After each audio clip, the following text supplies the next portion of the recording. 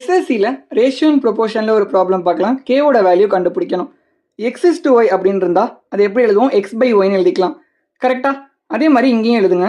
என்ன இருக்குது? 26/21 த whole divide by 24/9. கரெக்டாக இந்த சிம்பிள் ஈக்குவல் டுன்னு எழுதிக்கோங்க. அதே மாதிரி k the whole divide by 14/13. இப்போ சால்வ் பண்ணுங்க. ஃபர்ஸ்ட் என்ன இருக்குது? 26/21 இருக்கா?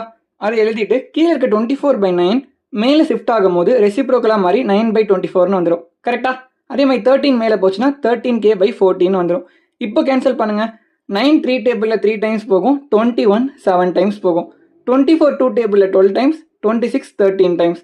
அதே மாதிரி 3 வந்து 1 டைம், 12 வந்து 3 டேபிளில் 4 டைம்ஸ். இப்போ என்ன கிடச்சிருக்கு? Remaining 13, 7 4s are 28 equal to 13k/14. இப்போ பாருங்க, 13ம் 13ம் கேன்சல் ஆகிடும். 14 1 டைம்ஸ், 28 2 டைம்ஸ். கரெக்டாக இப்போ ரிமைனிங் என்ன இருக்குது? கேயோட வேல்யூ என்ன வரும்? k equal to 1/2. Option B is the correct answer. உங்களுக்கு புரிஞ்சிருந்தா ஒரு ஃபாலோ மட்டும் பண்ணிக்கோங்க.